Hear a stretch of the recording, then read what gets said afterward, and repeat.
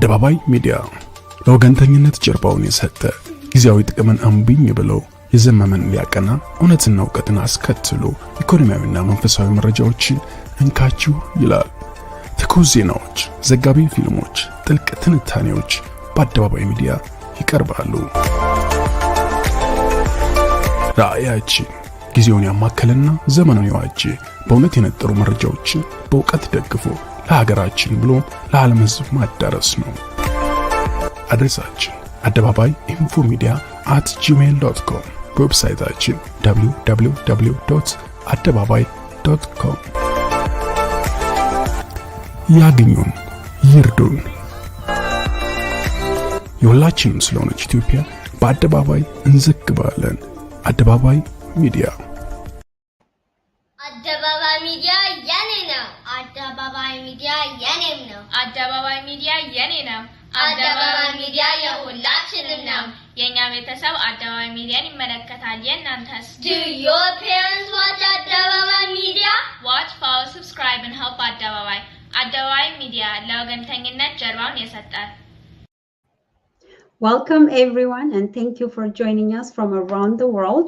This is Adebabay Media's Viewer Digest program. My name is EOTC and I'll be your host.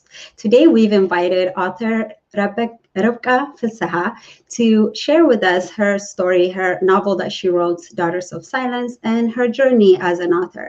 I would like to ask you to share this conversation and like as well, and thank you for joining us.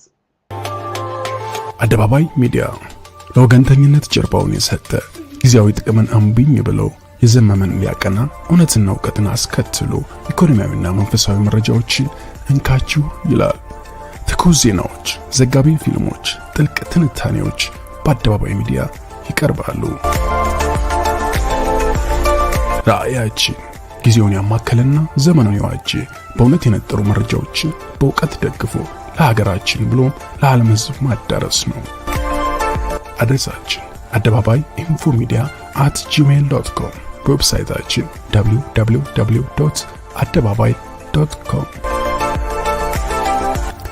ያግኙን፣ ይርዱን። የሁላችንም ስለሆነች ኢትዮጵያ በአደባባይ እንዘግባለን። አደባባይ ሚዲያ። Hello everyone, welcome back. Today our guest is Fisseha. She writes fiction and non-fiction exploring the Ethiopian diaspora experience. The Canadian Broadcast Corporation has named her one of the 6 Canadian writers of Black heritage to watch in 2020. She writes a lot of plays and short stories, and she's here to talk to us about her 2 of her recent books, one being a novel, Daughters of Silence, and a short story in the Adebabay Noir collection, Ostrich. Thank you so much, Rukka, for being here and accepting our invitation. Thanks for having me. I'm very happy to be here. Absolutely.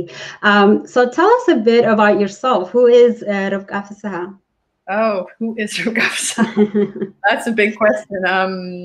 Well, I hope by the end of the interview, you'll probably have a better idea of who is Rukka Fisseha. But for now, I guess I'm just another immigrant trying to make sense of this life and make the best of it and make sense of this Wichagara life. Other than that, I'm a writer living in Toronto. Well, that's a good brief description, I think. Yeah. So when did you start writing? What was your first story that you written, and how old were you? I think if I remember correctly, I was somewhere in elementary school, younger than 6, maybe 7, I don't know. But it was just a little story for school.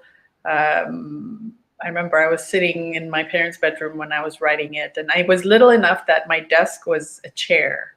So, you sit on a floor, but you're writing on the chair, like on the seat of the chair.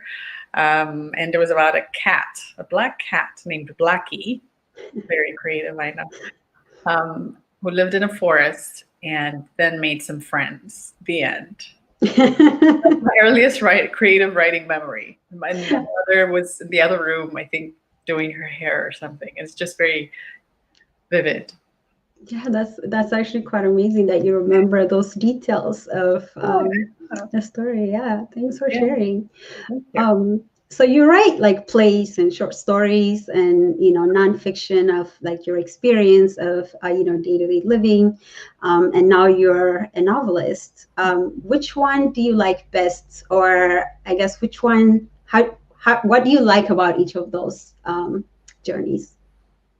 Between playwriting, novels, and stories. Mm-hmm. What I like best about each of them, I don't really know. I mean, they're all very different, and I came at them in that order, like plays first, stories second, and novel third, and then stories ongoing. But I think I prefer dialogue the most, so I think that's where I felt the most comfortable. So that's where I started out with plays. So having people just talk to each other is just very interesting, and the mystery of is this just parts of my head talking to each other, or is it like very distinct voices actually saying their piece? So that watching out for that is always a very interesting writing exercise. The challenge that I continuously find with writing novels is describing more the interior world of the characters, what they're feeling and thinking. Sometimes I tend to gloss over feelings, and that was a lot of the work in my novel redrafting of writing down what are they feeling here, what are they feeling there, instead of just describing what's happening. Mm-hmm. So I guess it's not a question of like whether I like one over the other, but the different muscles I have to exercise when I'm writing one over the other. Visual description, creating a sense of place, is also something that novel and short story writing challenges me more in versus playwriting, where playwriting it's mostly about dialogue. You don't have to create the sense of place because people are there to see it, or the director's vision brings that forth. But with novels, you really have to take everything into consideration. So I like the challenge of that. So I suppose I prefer novel writing more because they have more room to build more. Whereas with plays and stories, they're so compact that the demands are actually greater of how much you have to accomplish in a shorter amount of space. That's interesting. The books I've read, at least the stories that I've read of yours, tend to be very much Ethiopian, and that Ethiopian diaspora experience. And I wonder, how do you keep your cultural acumen alive as you're living in Toronto full time? I need to stop saying I don't know. You have to come up with something. That's always my default. I don't know. But I do know. I mean, a lot of it is just observation and paying attention. Talk to myself, to my own tendencies, as well as to people around me. Memories have a lot to do with it. Memories of very different experiences that have stayed with me. Asking about stuff if I don't know, or if I'm curious about an aspect of our culture, just asking, and listening as much for what isn't said as for what is said. Sometimes it's actual literal research, going and looking things up, books, articles, papers, documentaries. Actually, for a lot of contemporary, especially diaspora culture, social media actually helped a lot, because I guess it's the generation, partly a generational thing, but also just living abroad. After a certain point, you just become more open about sharing stuff about our lives, our families, that you pick up little tidbits here and there that I was like, oh, maybe I'll use that someday, or maybe I'll use that another day. Discussions, like live Instagram live discussions around music, around like Shades is a huge resource because I guess also because it's anonymous, people are very open about, like, for example, apologies. Like, there was a topic recently about like, have your parents ever apologized to you? And one comment that I will never forget that a person said was, I guess Nabrashin be, come eat with us. If that counts as an apology, because eventually they were like, come eat. And that's an apology. I'm like, that's something you just can't get from. You really can. And that's as solid as an apology as you'll get from your parents. Yeah. They're like, if that counts, then yeah, they've apologized to me. Yeah, so absolutely. it's from everywhere, really. Yeah, and I think to build on what you just said, what Shades of Injera is what you mentioned, I'm guessing, is doing is bringing in these conversations, these questions that like we don't necessarily we think about it, but we're not really brave enough to ask them to have a discussion around it. No. And because it's mostly very anonymous, people like are very honest about their experiences and such. So it's kind of fun and very educational as well to Exactly. engage in those conversations. Yeah. Yeah, the anonymity we love the anonymous stuff. But it's also very revealing. Very, you can say whatever you want. No one knows who you are. Exactly. Yeah. So your very first novel is Daughters of Silence. Congratulations, first of all, for having it as big as it's getting right now. It's really exciting. Why did you decide to write the stories you wrote in Daughters of Silence? What is it about? Okay, sure. I'll begin with what's the aboutness, which I'm getting a little bit better at answering. I mean, in the broad sense, it's about grief and trauma and loss and recovery. I have to put in the recovery, otherwise it's so depressing. That's in the broad sense, but in the immediate, like the surface story, it's about a woman, Ethiopian diaspora woman, who through the process of grief and mourning and going back home as part of that grieving and reconnecting with estranged family, she discovers things about her family that she didn't know, specifically about the relationship between her mother and her mother's father, which is her grandfather. So coming upon these secrets that then reveal deeper layers of secrets going back generations, it throws light on her own family. It helps her to understand her parents, her situation, their reactions, or their lack of reaction. It really shifts her perspective and helps her to begin to confront her own traumas and the repercussions of those traumas that she's been running away from most of her life. So why, you said, I wrote about those things? So at the it was at the same time inevitable as accidental almost, because at the time that I was writing it, that was on my mind: grief, loss, and so this was as a writer, that's how I process things, and writing about stuff. That's my form of processing. So that's why eventually what became the book started out as being a story about burial and questions around diaspora burial. But the longer I worked on it, the more that idea of loss and grief and things buried took on a more broader meaning and more symbolic significance about traumas and secrets, on the surfacing of those, and as a way of healing and moving forward and mourning those. And that's also something that had been on my mind, but for a longer period, so to speak, like for over like most of my life, as opposed to the grief, which was in my immediate past. So as a survivor, then I have that loss, and that loss of innocence, that loss of childhood, that loss of trust, all those losses that I've always been grieving, and which I had sort of begun to process, which makes sense then why it would make its way into what I'm working on. So that's how those two types of loss and healing ended up being what the book became about.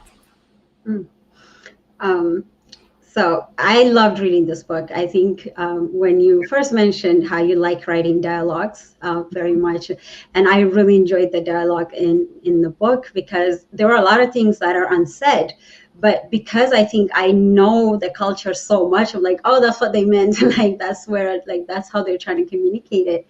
And I loved how you were able to communicate those, like, answer things within our culture in a way that's like open. It you know, it's a duality of that. So I want to pick 3 of the themes to discuss with you, and without giving too much of the story away. The first one being, you know, sexual abuse, especially in the way that shapes our future and our experience of life. How do you see that being discussed in our community now? Has it gotten better over the years, or is it still a lot more room for us to grow? I think it's gotten better on the surface, at least. And I can only speak from what I see from here, you know, and from here, what I see mostly within the work of certain organizations or social media, people behind social media accounts that are intended to create awareness. So I think like the Me Too movement helped to create a kind of platform that we could use to talk about it, because the Me Too movement really is about, I guess I call it the second wave, you know, the second wave that came when celebrity women started coming forward. That created an opening for the conversation, but it was about adult women and abuse and assault within professional context for the most part.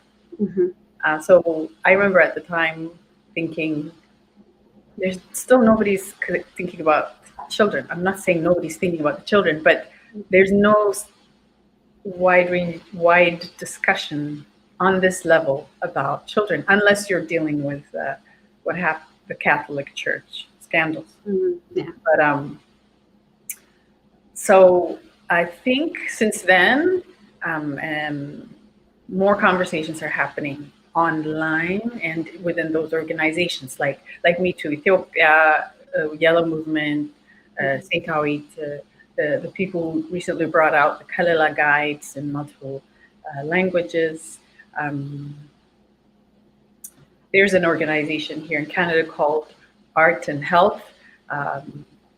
Their focus is mental health, actually, mental health, which obviously, if you're going to look behind what a lot of mental health issues are caused by, one of them is childhood trauma. So I consider them as part of that movement as well. So yes, I believe things are changing and conversations are happening in public. What's going on in private within families? How much of that change is trickling down to the family level? Who's to say? I mean, that's the main institution that has to shift. There was a news piece recently here in Canada about a huge settlement, like 20 years of litigation later, an archdiocese in one of the maritime provinces that has to pay out millions of dollars because of decades of abuse of young boys in the church. And it's when I heard that word, like institutionalized sexual abuse of young boys, and I thought, what happens to children within families is also institutionalized, because the family is the primary institution, but there's no oversight, there's no record keeping, you can't like bring a huge court case against the family for something that happened 20 years ago, you know? It's very, very, very tough. So how much of it is trickling down, I don't know. Like, because of this book, I know within my own family and slightly extended family, there have been ripples and changes and conversations that never would have happened otherwise. But how that and so it's hard to say. But I think one family at a time, there are shifts happening. At least we're acknowledging that it exists. At least we're talking about it. We're talking about how cultural norms around how children should be, how children should be around adults, how that power dynamic that's been taken so for granted for generations is being questioned. So yes, I do believe things are happening. Yeah. I think for me, reading your book, right? It was just one of those things like I almost didn't want it to exist. You know what I mean? Like I had such a hard time reading it and I had such a hard time like accepting it. So it's almost like if I could just gloss over it, and it was just like really me accepting, a child abuse within the people that I could recognize.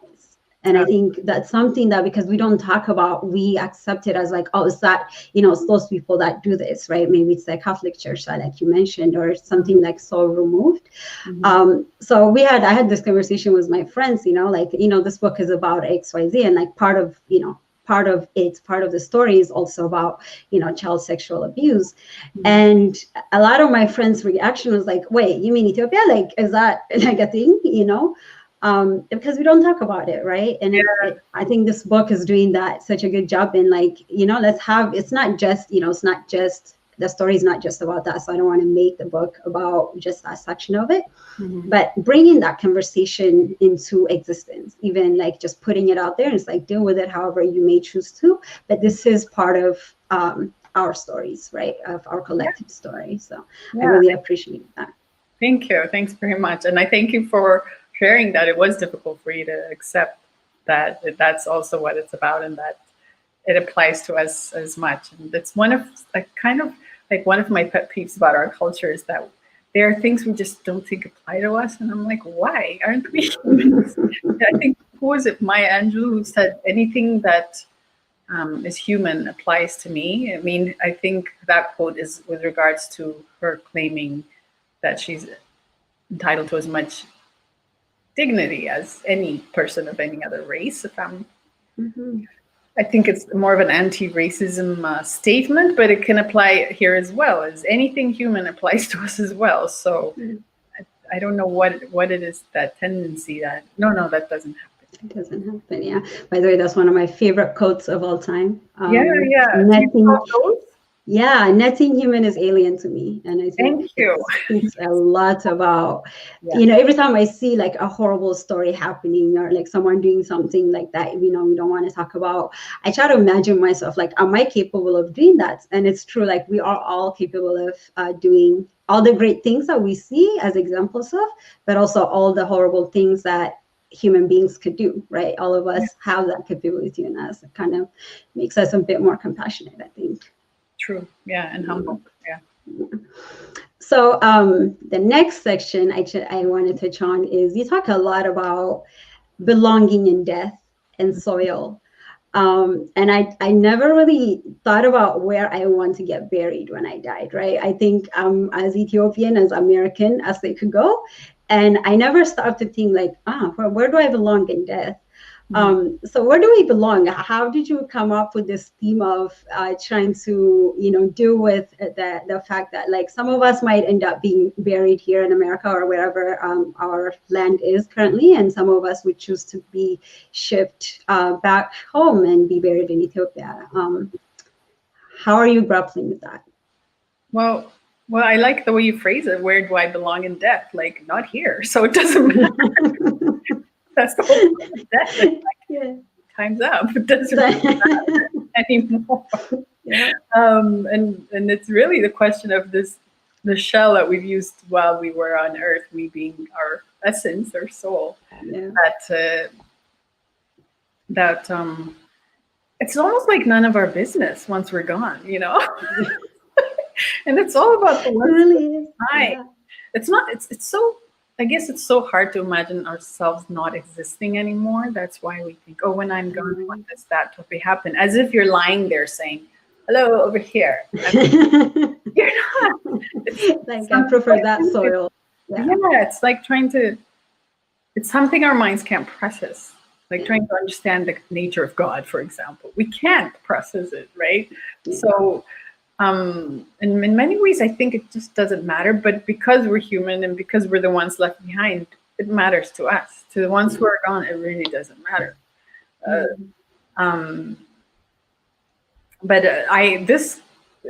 When I say to the ones left behind, is the ones that it matters to, is because personal experience that triggered the book was burying my own mother abroad. That just like my own death never occurred to me, hers never occurred to me either. So dealing with that on top of a burial abroad was a shock to my system, a double shock. And then thinking of what does this mean? That she's quote unquote alone, but she's not she anymore. So there's a lot to process there. And there are a lot of, I call them like the originals, the ones who came over like decades ago, in the 70s, been here decades, but still expect to be taken back home. And it's just fascinating why that is. And I see it in a lot of other immigrant literature as well. The parent or the spouse that doesn't want to be buried in this cold ground, want to be taken home. It's just fascinating. And so I forgot your question, but what was your question? Where do we belong? I don't know. Where do we belong? None of our business. That's my point. Once we're gone, it's none of our business. Yeah. And I think the kindest thing you can do for the ones you're going to leave behind is don't leave instructions. Just let them do what they can. Yeah. Maybe do you think it's that as immigrants, we never really think ourselves as permanent here? We're kind of always visiting, not necessarily living. Yes. And that never goes away. Yeah. I can't imagine people who left once they were in their adulthood. It's hard enough for me, and I left when I was 12. It's still hard enough for me to really be like, am I really here for good? So I can't imagine what it's like for them. Their entire childhoods, all their formative experiences are there. It's there's no easy answer. Yeah. Maybe it's I think I like that idea of don't leave in distractions. Let your loved ones deal with it. But for sure, you talk in detail about it, and so the whole time I was reading, I was just so where do I belong? I never thought about belonging and not belonging in death. I died, it's done. So I thought it was really beautiful to have to think about that. Yeah, what's the point of thinking about that while you're alive?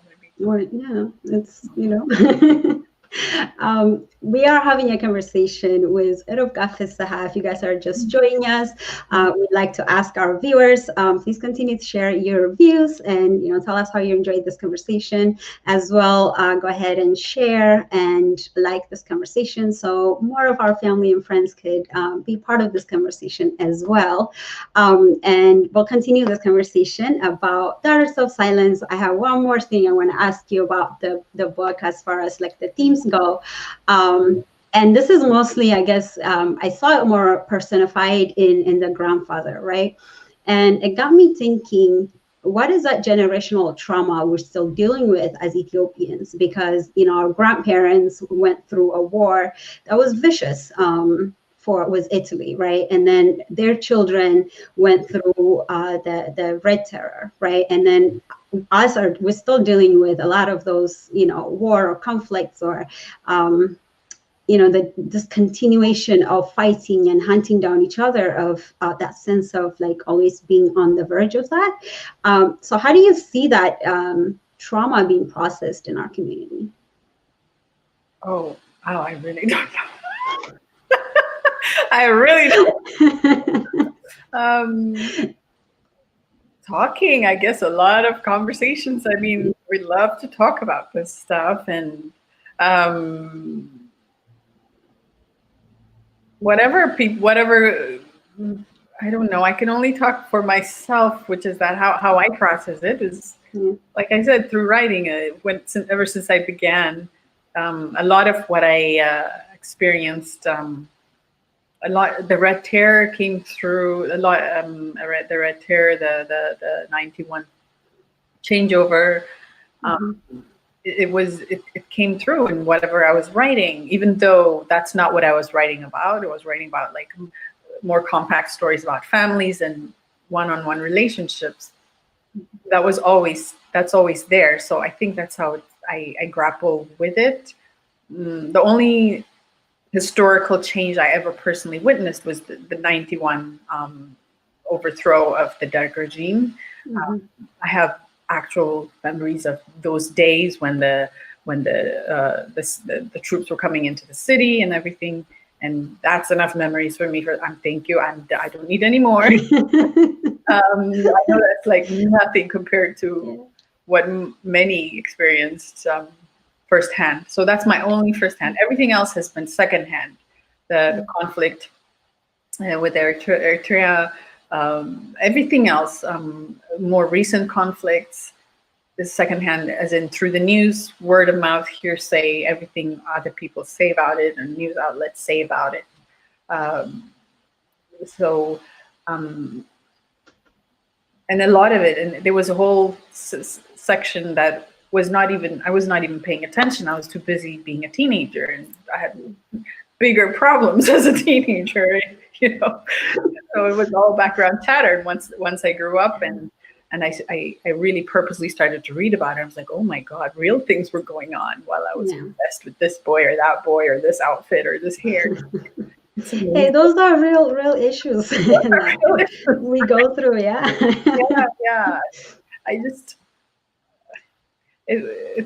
but watching it now and hearing about it now, it just makes me sad and frustrated, which is, I guess, again, nothing compared to what people on the ground experience and feel and go through.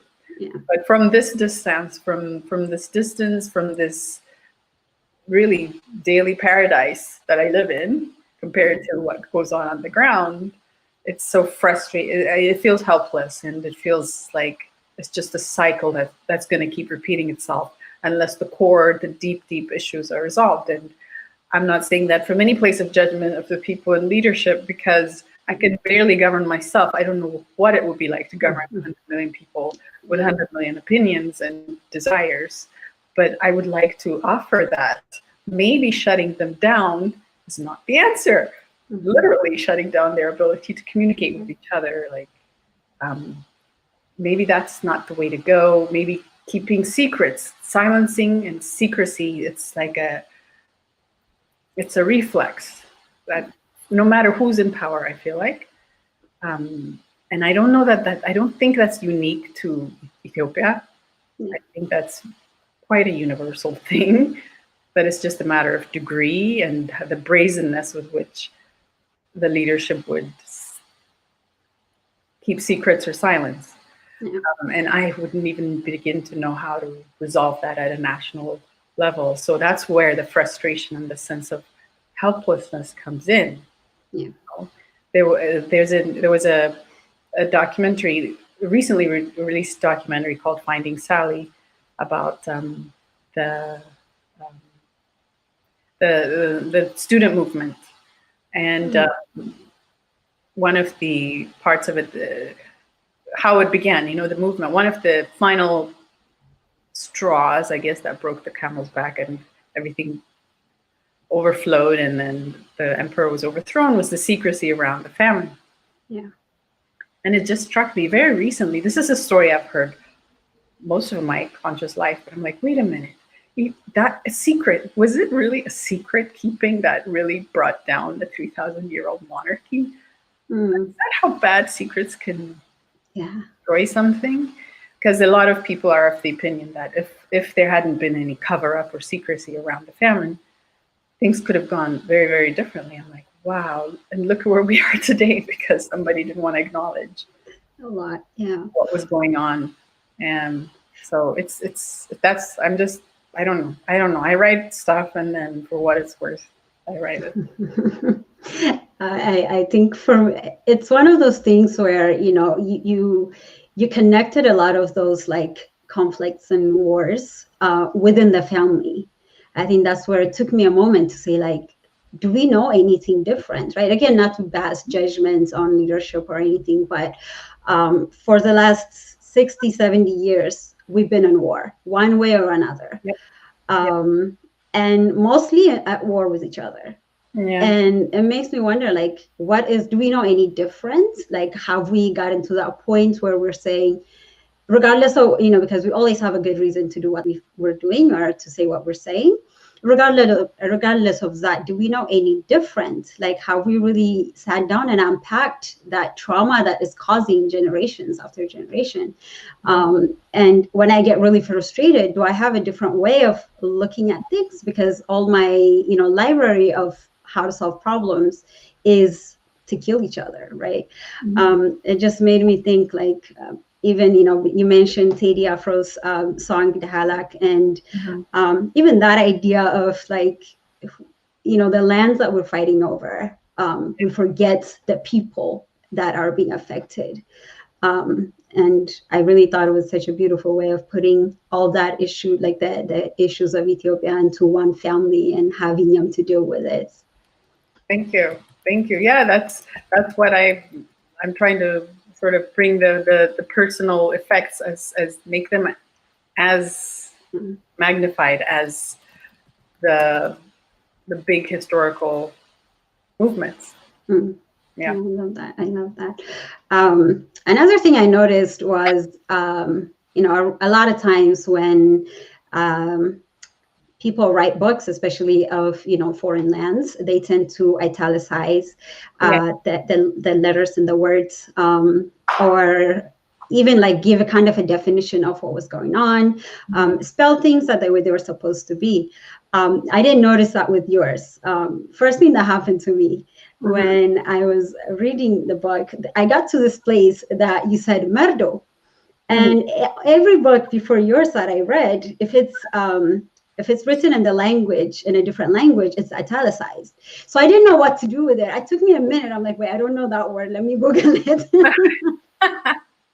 Oh, you thought it was a typo? It was just like a weird thing, because I was like, I knew I need to understand that word, but my mind didn't go say, oh, that's just an Amharic word, not italicized. Yeah. And the same way when you talk about, like, your grandfather's enemy, like the Italians, and you don't say like Italians as you would write it, you say Italians, and you write it as like we would pronounce it.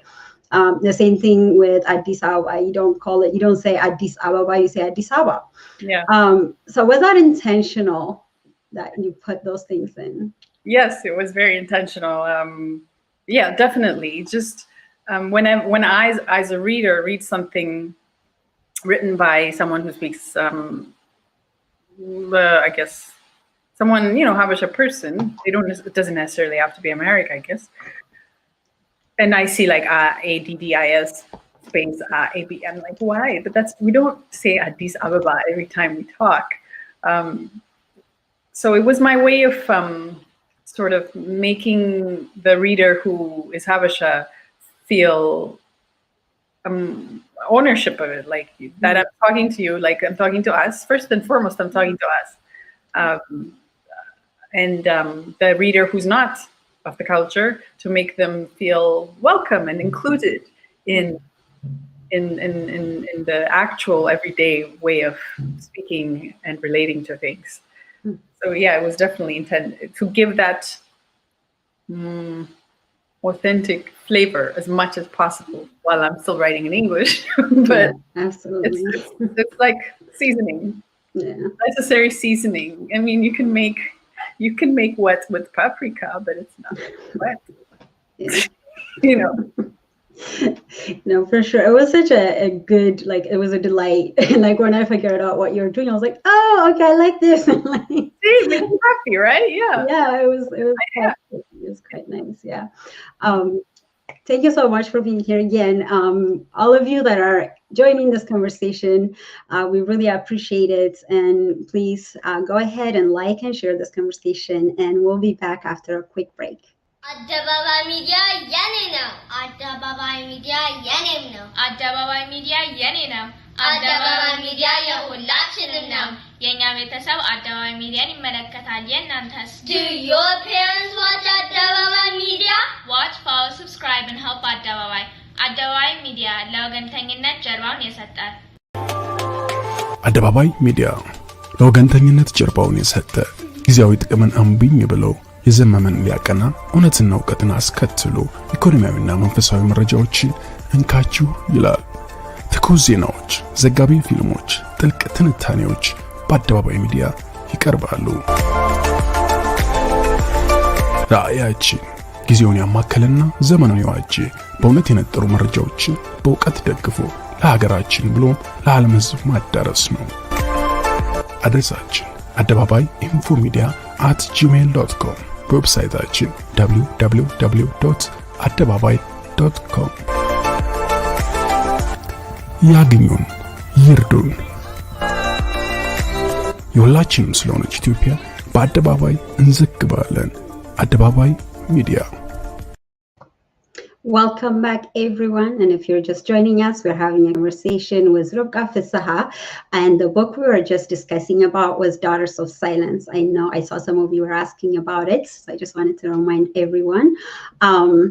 And we'll continue this conversation, but we'll move on a bit towards Adebabay Noir, which is another short story that you've written, and also a collection of short stories about or surrounding Adebabay. Just curious, like, how did you get involved into this project, and what was the project about for those of our viewers that haven't heard of the book? Sure. So Adebabay Noir is a short story collection, and each story is set in a specific location in Addis Ababa. And it's part of a larger project by a publisher called Akashic Books, based in New York. And they have a noir series where they release story collections, and each one is a set of stories set in a specific city, and every story in that collection is set in a specific part of that city. So like Toronto Noir would have stories set in different locations in Toronto. And the thing that unifies these stories is the noir genre, which I looked it up in the dictionary, is a genre of crime film or fiction, characterized by cynicism, fatalism, and moral ambiguity. So it's those kinds of stories set in different locations. And the idea is that the story is very intimately connected to that specific location. Yeah. And how I ended up having a story in Adebabay Noir is I was talking to a writer who knows Maaza Mengiste, who edited the collection, and this was a few years ago. I don't know if it was 2017 or 18, but so he mentioned that she's collecting stories, she's taking submissions, and I emailed her. I guess she gave me a theme. I don't know. Doesn't matter. So I emailed her. I said, "Oh, I have a story. Would you consider it?" Because I had been working on ostrich for a while before. And when I heard about the collection, I thought it might work because it is set specifically on that sloping road in front of the National Palace, because it's very much tied to a childhood memory I have on that road. So that's why I had been working on that story independently from before anyway. And so I sent it to her, and she was interested, and we edited, and many years later, here we are. Like this book is still working in progress for me. I can't read all of those stories in one sitting. I tried. I think I read about 5 or 6 in one sitting, and I was like, y'all are not gonna kill me. The stories are dark. Yeah, they're very dark. Yeah. So what did you want to communicate in your story specifically? So my story, what I wanted to communicate was a child's experience of these big historical and political upheavals, and how, children have to sort of make sense of what's going on, because nobody explains anything to children for the most part, at least when I was a child. We sort of, I don't know why, but we have to watch carefully, listen carefully, and make our own versions of explanations. And then, of course, we grow up and find out what was really going on. But even then, that initial child's explanation never goes away or lingers. And having to sort of figure that out on your own, it has repercussions. It affects how it affects the person who then grows up, how it affects their relationships to to themselves, to the people around them, to their country. And so that's what I was trying to communicate in a way, that all that mystery that we grow up with. You know how children learn about sex? I mean, ideally, if there was no abuse involved, you know how like we have such crazy explanations for it, and like this, and then when we grow up and we're like, oh my God, I used to believe this. This is where babies came from and all that. And I feel like our history, it's sort of, that's how we initially find out about our history. That's the reality of how things happened versus how we process, how we make sense of it. That's the distance between how things actually are made and how they actually are made, and then what actually was happening at the time and what we thought was happening at the time. That's how huge the gap is. I guess that's what I was trying to communicate. I like that, because especially in that time period, I have this like, I didn't know if it was a memory or like from reading a lot about that time period, that's something that I invented. So I was asking my siblings, like, just people used to hide like on the roof, at some point in my childhood, because I feel like I had that memory, but I couldn't like trust it. And they're just like, there's no way you can remember that. Like, it actually did happen. And like in the roof, because I guess like people were like hiding at some point when like was between the government change and nobody knew what was happening, so no one really felt safe. So boys would like hide in the roofs to make sure that like no one is gonna come and kidnap them, right? And like I never knew, like I had that memory, but I never knew to question it, to see like, is this true, or did I just make it up? And no one ever like explained to me like, so by the way, this is what's happening, right? I just kind of like, it was just happening, and I kept it as like, something that's like not to be talked about, or to hush about. And it's really nice to see like these stories not coming out, and like you find yourself recognizing some of the stories that are told in the books that you guys write. That's so amazing to hear. Like after I wrote this story, like I found out that this is completely made up. I never saw, thank God, I never saw a corpse on the street in those days. But later I found out that people within my family, when they were little, had seen that kind of stuff. I'm like, what?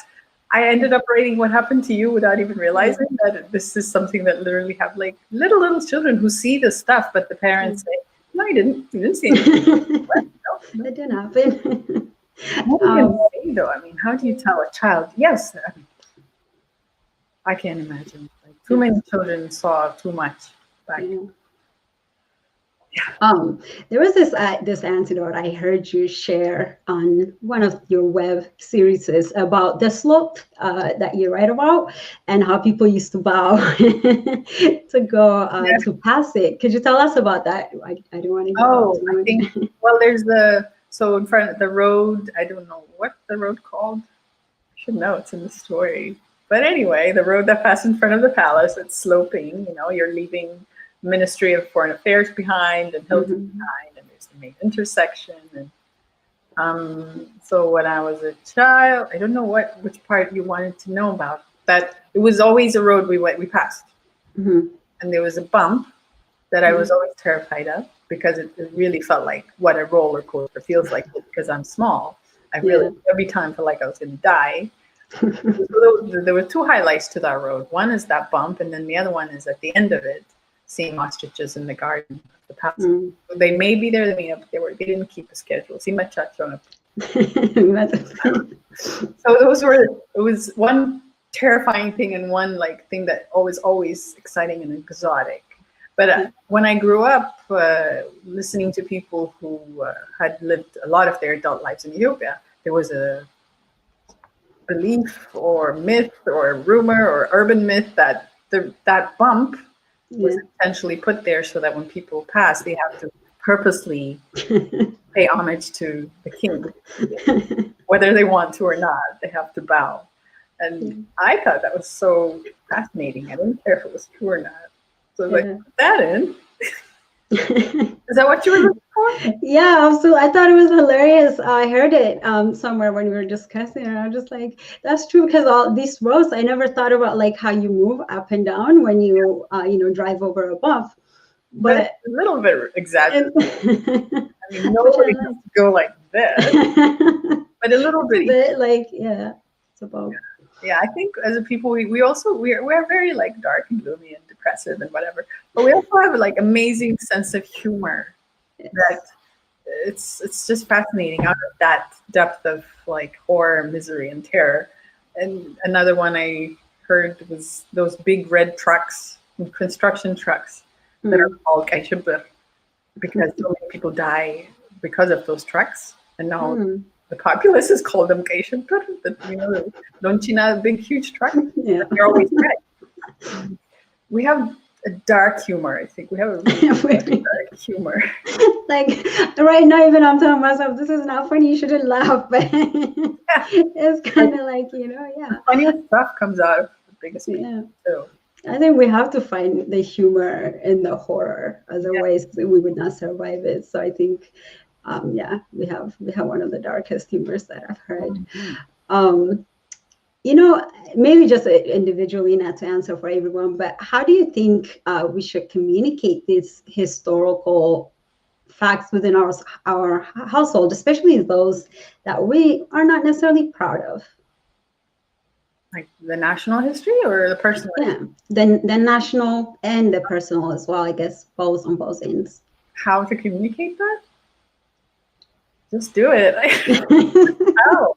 I don't know. Just talk about it. Or whenever something comes up that triggers that in your mind, just tell, just say it. And this is something that once I was, grown and out of the house and whatnot, there are stories about his childhood or his being a young man that my dad tells me that I'm like, huh? Where is this coming from? And it's always like, I never ask, but once he starts to tell me, then I'm like, all questions, follow up, because I don't know when this moment's going to come back. But he's been so much more forthcoming once I grew up. And I'm so grateful. But at the same time, I wonder why wait this long? And maybe that's just something about being a parent of that generation, that there's a certain role, distance they feel they have to maintain, so that they can't talk to you one-on-one like as an equal until you're actually grown. But I think there's such great value in just telling stories. You don't need a prompt or a guide. Kids are so like, they would love that stuff. I would have loved that stuff much younger. And I think there are families where the parents and grandparents, they just stories for days. But I don't know if that's the norm. Yeah, it's probably not. This reminds me, like, there was this quote in your book that I just loved, and it was, when Desi was the main character was finding out more about her mom, and she says, like, how come I never knew these things? And the person that she was interacting with is, if you had asked, women would tell you so many things. And I just thought that was such a powerful thing, because as much as we like to hear stories, we also don't ask. We don't start the conversation. Yeah. I think we maybe get discouraged, or we think, oh, they're not going to tell us. But persistence, we have to take responsibility too. We have to ask. And I've gotten a little bit better about asking recently. But I still, it's true. Part of being grown up is like also taking the responsibility for the relationship and saying, okay, I have some agency here too. Waiting around for them to get it. I think it also kind of signifies to like the older generation that we're grown, like we're ready for these stories to be told to us, right? It's that like relationship. Like I of course I can learn about a specific timeline from any historical book, but it won't give me that like true relationship and true meaning until I have someone that tells me. In my family, makes it so much more authentic and so much more relatable, I think. It does, definitely. The history, nothing makes it more vivid than when there's a personal connection. Yeah, absolutely. So tell us a bit about both your books, where we can find it, where we can buy them, Okay. Yeah. Adebabay Noir, I believe you can just order it online from wherever you like to order your books, unless you happen to be, I don't know, in New York City, then bookstores. But Yeah. I think they're distributed globally. But the Daughters of Silence is not distributed globally. It's published in Canada, and it's distributed in Canada. So if you're in Canada, then you can order it from any bookshop in Canada, or get it from online or Amazon Canada, or from the publisher directly.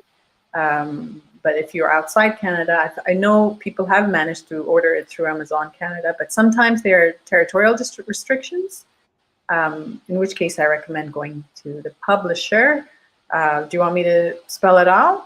Yeah, please. Okay, so Amazon Canada, I don't need to spell that out. No, not that. .ca.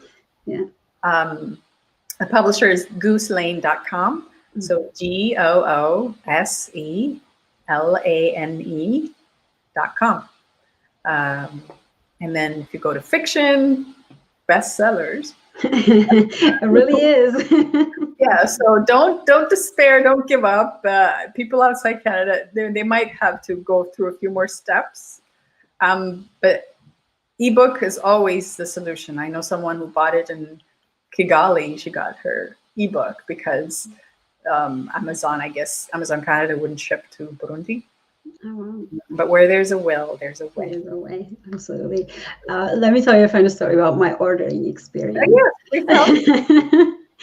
So I ordered the book because I got to read this book, right? And I've been waiting for it to show up on Amazon US, and it didn't. So I gave up. Like, let me just order it and get the book. So I ordered the book. It got in, and I had ordered another book from Amazon as well. Okay. And my apartment manager comes and knocks on my door, and he's like, "Is this yours?" I'm like, "Yeah, sure." And what people have done is they opened both my packages, both my books, and they took your book and left me the other one. Wait, who opened your package? I have no idea. They just wanted the book, I guess, and opened it, checked, and oh, we want this. So they took. No, they didn't want my book. So when someone stole a book you ordered? Oh yeah, they opened and checked first and left me the package. So I thought that was really awesome. They chose. But I hope you got a refund. I did. That was okay. But I just thought it's oh, you're gonna open a book and check and you're gonna choose to take Rubka's book. I Maybe see. they read the other one. Maybe they're oh, I read this one. I know, right? It's I like this book. Will your book be translated into Amharic, you think? Not that I know of. No. There's a reason I wrote it in English, because I mean I speak American, I read and write fine, but not to the level of being able to write a book. It's like, saying, oh, I speak English, so I'm going to write a book, But so it's a skill, it's a craft. So I think in one of the videos I put online, I did a little fun experiment of trying to do a simultaneous translation, and it was awful. I mean, if a professional person who knows what they're doing comes along, then of course I'll have the conversation and see what's what. But no, there are no plans as of now. Okay, well, hopefully maybe someone will pick it up and translate it for the wider, in different languages in Ethiopia for people to have access. That would be really awesome to see. We'll see. Yeah. I wouldn't say. Yeah, that would be cool. So would you do a quick reading of your book for us so we could get a sense of is there any your writing as well? Choose the ones that you like, maybe. I don't know if that's a thing for authors, sections you like, or. Well, okay. Okay, then I will read the first. This woman, she ends up in Ethiopia unexpectedly, right? While there's mourning going on for her mother, and she reunites. Hasn't seen in 19 years, but they used to be buddies when she was little. So this is the first morning after. I wish instead of spending the day sitting in a room full of long faces again, Babay and I could just go for a walk, maybe to my old neighborhood for old time's sake. Babae used to regularly walk from this house to our house, about a 40-minute drive, which would cost him the better part of a morning. One of my earliest memories is of waiting by our gate to hear the crunch, tap, crunch of his boots and cane on the gravel outside. As soon as I saw his boots in the gap between the bottom of the gate and the ground, I'd start yelling hello so loudly that the maid all the way in the back kitchen would know to rush out and open the door. If she took so long that he had to ring the bell of his own daughter's house, God help her. The maid would bring a chair out to the garden for Babae. He would lean his cane against the side of the chair, direct me to sit by his feet at the spot where he could easily pat my head, and we would commune with the sun at exactly the blazing time of day everyone else avoided it.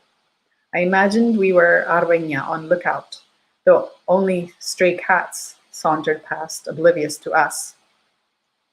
If I fell asleep on the grass, Babae would wake me when it was time for a snack, fruit from the young oshim hedge that was our fence. He would push his hand right through thorns as long as my little finger to get the wild peaches for us to feast on. Afterwards, he would brush his teeth with a twig. I remember once, after much nagging over many afternoons, I finally persuaded him to make a twig toothbrush for me. I scrubbed away happily until the bitter saliva mixed with the juice of the branch began to collect in my mouth. Can I swallow the juice? I mumbled. Only by experience can one know what kills, Babae said, calmly scraping under his nails with a caution thorn. Terrified, I gulped, accidentally swallowing the strange fluid. Babae thought I had called his bluff. He stopped wiping the tip of the thorn on his palm mid-motion. I squeezed my eyes shut, hoping death didn't hurt. Babae laughed. I opened my eyes. He was saluting me. Tinishwar Banya, he said. Little patriot, you have earned a dagger. Here, he gave me his thorn. My bony chest expanded with pride.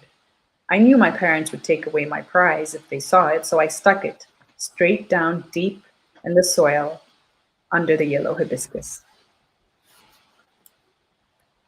Not the end, but I'm stopping. I love that.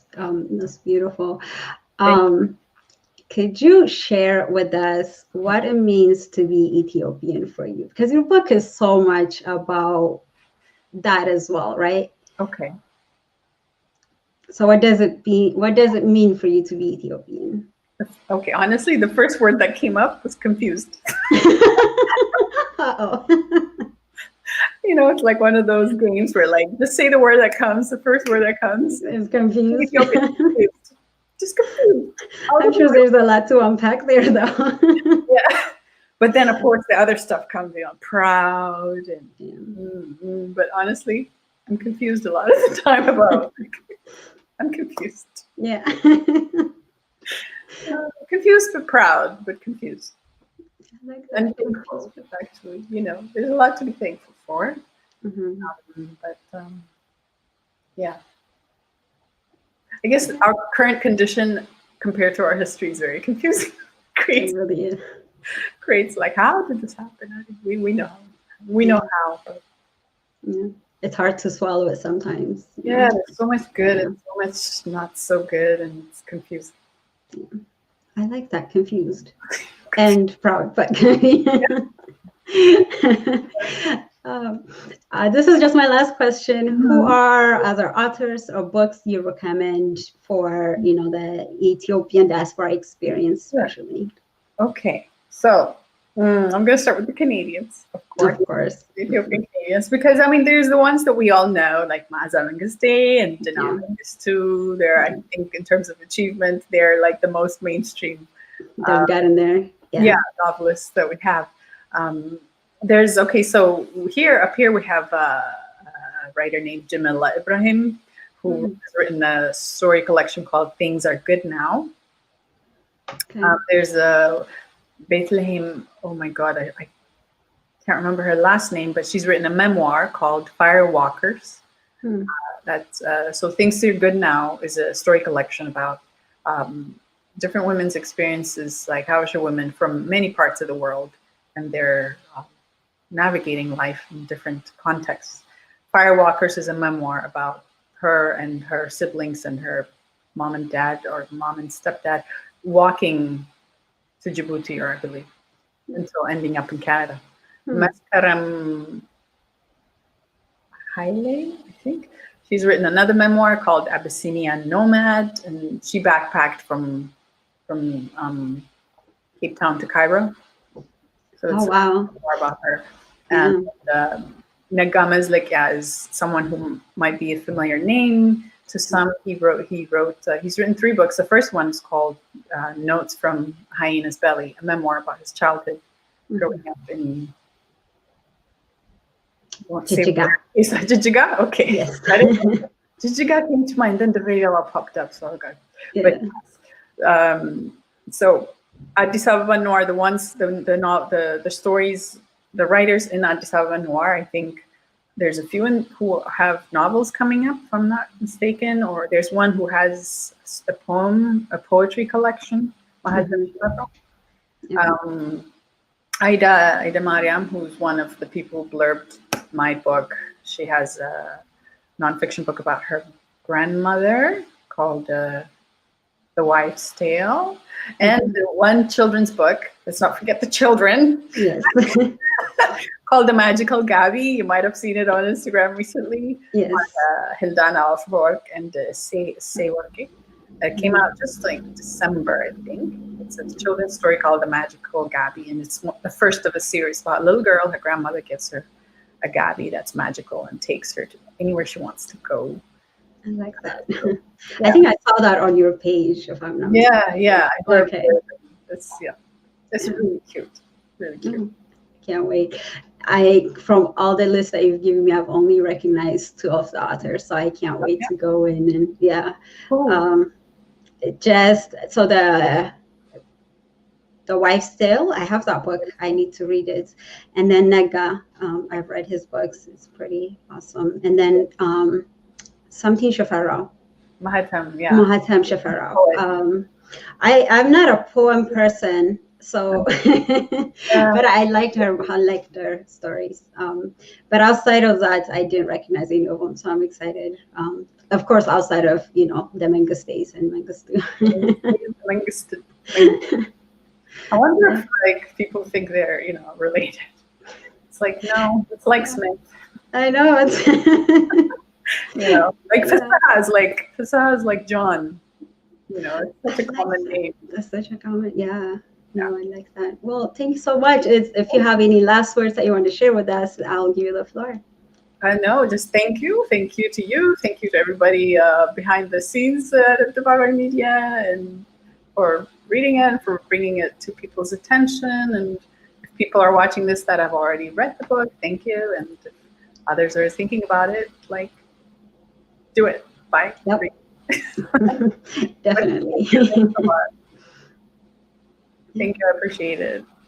I appreciate you taking the time to be here with us, and all the Adebabay family that has joined us in this conversation. I hope you pick up her books and one of the other ones that she suggests. I think it's a beautiful gift that we have been granted to be able to read about our own stories in the languages that we might be most comfortable in.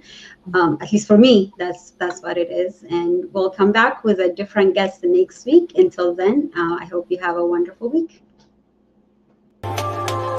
አደባባይ ሚዲያ ለወገንተኝነት ጀርባውን የሰጠ ጊዜያዊ ጥቅምን አምቢኝ ብሎ የዘመመን ሊያቀና እውነትና እውቀትን አስከትሎ ኢኮኖሚያዊና መንፈሳዊ መረጃዎችን እንካችሁ ይላል። ትኩስ ዜናዎች፣ ዘጋቢ ፊልሞች፣ ጥልቅ ትንታኔዎች በአደባባይ ሚዲያ ይቀርባሉ። ራእያችን ጊዜውን ያማከለና ዘመኑን የዋጀ በእውነት የነጠሩ መረጃዎችን በእውቀት ደግፎ ለሀገራችን ብሎ ለዓለም ሕዝብ ማዳረስ ነው። አድሬሳችን adebabayinfomedia@gmail.com፣ በዌብሳይታችን www.adebabay.com። ያግኙን፣ ይርዱን። የሁላችንም ስለሆነች ኢትዮጵያ በአደባባይ እንዘግባለን። አደባባይ ሚዲያ